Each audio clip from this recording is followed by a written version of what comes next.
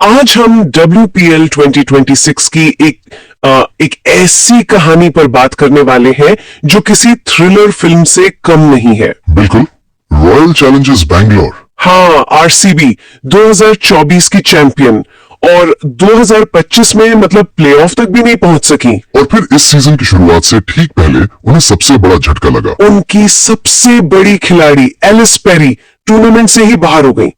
तो आज हम सिर्फ मैचों का विश्लेषण नहीं कर रहे हैं, हम एक बड़े सवाल का जवाब ढूंढ रहे हैं।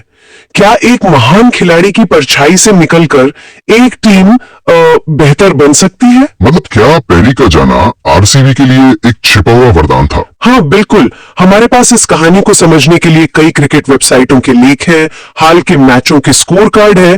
तो चलिए इस दिलचस्प सफर को करीब से देखते हैं। चलिए। तो सबसे पहले कहानी के केंद्र में जो खिलाड़ी हैं उनकी बात करते हैं, एलिस पेरी। ये समझना बहुत जरूरी है कि वो आरसीबी के लिए सिर्फ एक खिलाड़ी नहीं थी, वो एक संस्था थी एक तरह से। सही बात है, आंकड़े तो अपनी कहानी कहती हैं। WPL इतिहास में 745 रनों के साथ वो दूसरी सबसे सफल बल्लेबाज है। और उनका औसत 57.30 का, मतलब 100 से ज्यादा रन बनाने वाले किसी भी खिलाड़ी का औसत उनके आसपास भी नहीं है। ये तो है। और ये सिर्फ आंकड़े नहीं है, उनकी असली कीमत वो मुश्किल हालात में पता चलती थी जब वो क्रीज पर खड़ी होती थी। वो आरसीबी की इंश्योरेंस पॉलिसी थी। अच्छा, ये आपने बहुत अच्छा कहा, इंश्योरेंस पॉलिसी। याद कीजिए 2025 में मुंबई इंडियंस के खिलाफ उनकी 81 रनों की पारी, टॉप ऑर्डर बिखर चुका था। हाँ, लग रहा था टीम 120 पे सिमट जाएगी। और पेरी ने अकेले दम पर टीम को एक लड़ने लायक स्कोर तक पहुंचाया। ये उन्होंने बार बार किया है। और उनकी गेंदबाजी को तो भूल ही नहीं सकते। पिछले साल मुंबई के खिलाफ 15 रन देकर 6 विकेट। वो तो आज भी WPL का बेस्ट पोलिंग फिगर है। उसी एक स्पेल ने तो आरसीबी को प्लेऑफ्स में पहुंचा दिया था। तो वो टीम की संकट मोचक थी, इसमें कोई शक नहीं है। बिल्कुल, वो सिर्फ एक ऑलराउंडर नहीं थी, वो टीम की रीढ़ की हड्डी थी। 2024 में जब आरसीबी ने खिताब जीता, पेरी ऑरेंज कैप होल्डर थी, टूर्नामेंट की टॉप स्कोरर। हाँ, तो जब 30 दिसंबर 2025 को यह खबर आई कि उन्होंने अपना नाम वापस ले लिया है, वो भी तब जब आरसीबी उन्हें 2 करोड़ में रिटेन कर चुकी थी, तो ये सिर्फ एक खिलाड़ी का जाना नहीं था। ऐसा लगा जैसे टीम की आत्माएं चली गई हो। तो अब यहां से आरसीबी की कहानी एक नया मोड़ लेती है। टीम मैनेजमेंट और नए हेड कोच मालुलन रंगराजन, उनके सामने एक सीधा सवाल था कि अब क्या किया जाए। क्या पेरी की जगह किसी एक खिलाड़ी को लाया जाए या फिर पूरी टीम की सोच को ही बदल दिया जाए? और उन्होंने दूसरा रास्ता चुना, जो ज्यादा मुश्किल था। उनकी जगह टीम में भारतीय ऑलराउंडर सायाली सातिघरे को 30 लाख में शामिल किया गया। लेकिन सब जानते थे कि वो पेरी का विकल्प नहीं हो सकती। बिल्कुल, असली बदलाव नीलामी की टेबल पर दिखा। उन्होंने पेरी की स्थिरता की जगह कई मैच जिताने वाले खिलाड़ियों पर दांव लगाया। मतलब एक सुपरस्टार पर निर्भर रहने के बजाय एक सिस्टम बनाने की कोशिश की गई। एग्जैक्टली। उन्होंने इंग्लैंड की तेज गेंदबाज लॉरेन बेल पर 90 लाख खर्च किए, फिर ऑलराउंडर्स की एक तरह से फौज खड़ी कर दी। साउथ अफ्रीका की नदीम डी क्लॉक, ऑस्ट्रेलिया की ग्रेस हैरिस, भारत की पूजा वस्त्राकर।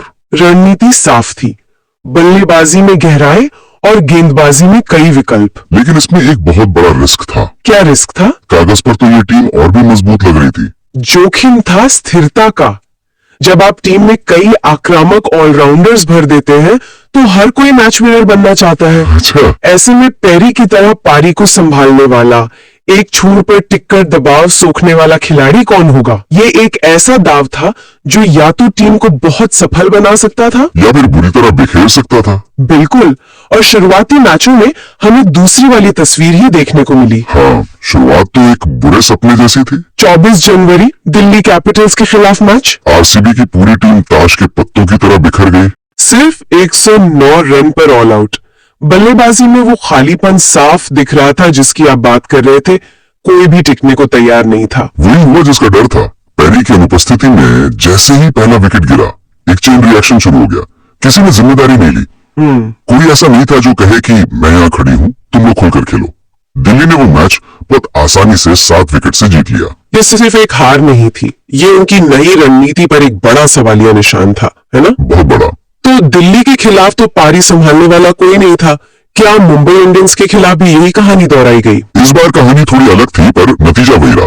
2 दिन बाद 26 जनवरी को मुंबई इंडियंस ने पहले बल्लेबाजी करते हुए 199 का पहाड़ जैसा स्कोर खड़ा कर दिया। नेट साइवर ब्रंट का वो शतक, WPL इतिहास का पहला शतक। हाँ, गेंदबाजी पूरी तरह से बेअसर दिखी। और यहाँ पेरी की जगह टीम में आई सयाली सातघरे का प्रदर्शन कैसा रहा? उनके लिए ये एक बहुत मुश्किल दिन था। उन्होंने अपने 4 ओवरों में बिना कोई विकेट लिए 42 रन दे दिए। यानी हर ओवर में 10.5 रन। हाँ, T20 में ये किसी भी गेंदबाज के लिए तबाही जैसा है। इसका मतलब ये था कि बाकी गेंदबाजों पर न सिर्फ विकेट लेने का बल्कि रन रोकने का भी दुगना दबाव आ गया और उस दबाव में पूरी गेंदबाजी यूनिट बिखर गई। लेकिन इसी मैच में एक उम्मीद की किरण भी दिखी थी, ऋचा घोष की वो अविश्वसनीय पारी। हाँ, और वो पारी इस सीजन में आरसीबी के लिए टर्निंग पॉइंट साबित हो सकती है। आप सोचिए, टीम 200 रनों का पीछा कर रही है, एक के बाद एक विकेट गिर रहे हैं, और दूसरी तरफ 22 साल की ऋचा घोष अकेले मुंबई के गेंदबाजों पर टूट पड़ती है। 50 गेंदों में 90 रन, 10 चौके और 6 छक्के। वो पारी हार जीत से बढ़कर थी। बिल्कुल, वो एक खिलाड़ी की दिलेरी का सबूत थी। उसने शायद ड्रेसिंग रूम में बाकी खिलाड़ियों को भी ये यकीन दिलाया कि हम लड़ सकते हैं। भले ही आरसीबी वो मैच 15 रनों से हार गई, पर ऋचा की पारी ने शायद टीम को वो आत्मविश्वास दिया जिसकी उन्हें सख्त जरूरत थी। बिल्कुल, 2 लगातार हार के बाद तो लगभग सबने मान लिया था कि आरसीबी इस सीजन से भी बाहर है। ऐसा लग रहा था कि 2025 का निराशाजनक प्रदर्शन फिर से दोहराया जाएगा, लेकिन फिर कुछ ऐसा हुआ जिसने पूरी कहानी पलट दी। 29 जनवरी का दिन, यूपी वॉरियर्स के खिलाफ 1 करो या मरो का मुकाबला। प्लेऑफ की दौड़ में बने रहने के लिए यह मैच जीतना ही नहीं बल्कि बड़े अंतर से जीतना जरूरी था। और यहाँ हमें वो आरसीबी देखने को मिली जिसका सबको इंतजार था। ये सिर्फ एक जीत नहीं थी, ये एक स्टेटमेंट था। मैदान पर टीम की बॉडी लैंग्वेज, उनका अंदाज, सब कुछ बदला हुआ था। मुझे लगता है 2 बातें हुई। पहली, टीम ने शायद ये मान लिया कि अब हमारे पास खोने के लिए कुछ नहीं है। जब आप करो या मरो की स्थिति में होते हैं तो डर खत्म हो जाता है। और दूसरी और सबसे जरूरी बात, टीम ने पेरी की छाया से बाहर निकलकर अपनी एक नई पहचान बनाई। उन्होंने समझा कि हम पेरी की तरह खेलकर नहीं जीत सकते, हमें अपने तरीके से, मतलब आक्रामक तरीके से खेलना होगा। और आज इसकी शुरुआत गेंदबाजी से हुई। नदीम डी क्लॉक, हाँ, जिन्हें एक ऑलराउंडर के तौर पर लाया गया था, उन्होंने गेंद से कमाल कर दिया। 22 रन देकर 4 विकेट। और ये कोई छोटे मोटे विकेट नहीं थे। बिल्कुल नहीं। उन्होंने मैग लैनिंग और दीप्ति शर्मा जैसे बड़े बल्लेबाजों को पवेलियन भेजा। उनकी गेंदबाजी की वजह से यूपी की मजबूत बल्लेबाजी सिर्फ 143 रनों पर सिमट गई। आधा मैच तो यही जीत लिया था। सही बात है। और बल्लेबाजी में जो हुआ उसने आरसीबी की नई सोच पर एक तरह से मोहर लगा दी। 144 का लक्ष्य था और क्रीज पर उतरी कप्तान स्मृति मंधाना और ग्रेस हैरिस, जिन्हें खास तौर पर उनकी विस्फोटक बल्लेबाजी के लिए ही टीम में शामिल किया गया था। और आज उनका दिन था। बिल्कुल, उन्होंने ये नहीं सोचा कि लक्ष्य को आराम से हासिल करें। उन्होंने पहली गेंद से ही हमला बोल दिया। सिर्फ 37 गेंदों में 75 रन, 13 चौके और 2 छक्के। ये सिर्फ हिटिंग नहीं थी, ये एक सोची समझी मारधाड़ थी। और कप्तान स्मृति मंधाना ने भी उनका पूरा साथ दिया। 27 गेंदों पर नाबाद 54 रन। दोनों के बीच 108 रनों की ओपनिंग साझेदारी। और देखिए कि यह जीत कितनी बड़ी थी। आरसीबी ने 144 का लक्ष्य सिर्फ 13.1 ओवरों में हासिल कर लिया। 8 विकेट से शानदार जीत। और इस जीत ने उनके नेट रन रेट को जबरदस्त बूस्ट दिया, इतना कि वो प्लेऑफ की दौड़ में अचानक सबसे आगे आ गई। यहीं पर उनकी फाइनल की राह पक्की हुई। तो ये कहना सही होगा कि पेरी के जाने से आरसीबी को मजबूरी में ही सही पर एक ज्यादा मजबूत और टिकाऊ टीम बनाने का मौका मिला। ये इस कहानी का सबसे दिलचस्प पहलू है। एक ऐसी टीम जो किसी एक खिलाड़ी के भरोसे नहीं बल्कि पूरे सिस्टम के दम पर चलती है। बिल्कुल, पेरी के रहते टीम के पास एक सेफ्टी नेट था। सबको पता था कि अगर कुछ गड़बड़ हुई तो पेरी संभाल लेंगी। इस वजह से शायद बाकी खिलाड़ी अपनी पूरी क्षमता से नहीं खेल पा रहे थे। पेरी के जाने के बाद वो सेफ्टी नेट हट गया। अब हर खिलाड़ी को पता था कि उसे अपनी जिम्मेदारी निभानी होगी। ऋचा घोष ने, नदीम डी क्लार्क ने, ग्रेस हैरिस ने और स्मृति मंधाना ने, सबने आगे बढ़कर जिम्मेदारी ली। टीम एक व्यक्ति पर निर्भर होने के बजाय एक यूनिट के तौर पर खेलना सीख गई।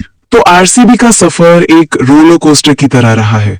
शुरुआती मैचों में लड़खड़ाने से लेकर ऋचा घोष के अकेले संघर्ष और फिर एक टीम के रूप में शानदार वापसी करके फाइनल में जगह बनाने तक। उन्होंने साबित कर दिया है कि क्रिकेट में सबसे बड़ी स्टार टीम ही होती है। उनकी नई रणनीति जिसमें कई ऑलराउंडर्स और मैच विजेता शामिल हैं, आखिरकार काम कर गई है। उन्होंने दिखाया कि एक सुपरस्टार की कमी को 11 खिलाड़ी मिलकर पूरा कर सकते हैं।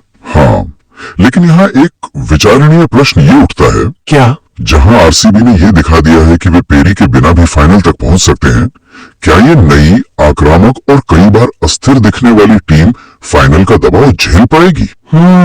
ये एक बड़ा सवाल है। बड़े मैच में जब सब कुछ दांव पर लगा हो, तब क्या उन्हें पेरी जैसी स्थिर और अनुभवी खिलाड़ी की कमी खलेगी, या फिर उनका ये नया निडर अंदाज ही उन्हें चैंपियन बनाएगा? बड़ी है। या पेरी की विरासत का पैमाना हमेशा इस टीम की सफलता को मापने के लिए इस्तेमाल किया जाता रहेगा।